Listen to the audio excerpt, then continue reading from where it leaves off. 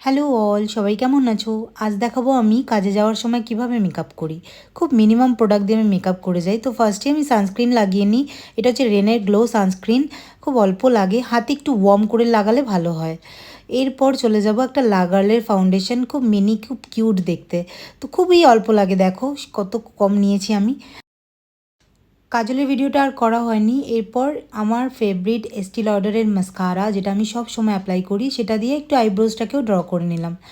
My favourite রেভলিউশনের palette থেকে একটু eyeshadow দিয়ে নিলাম, না হলে আমার চোখটা বিধবা বিধবা দেখতে লাগবে।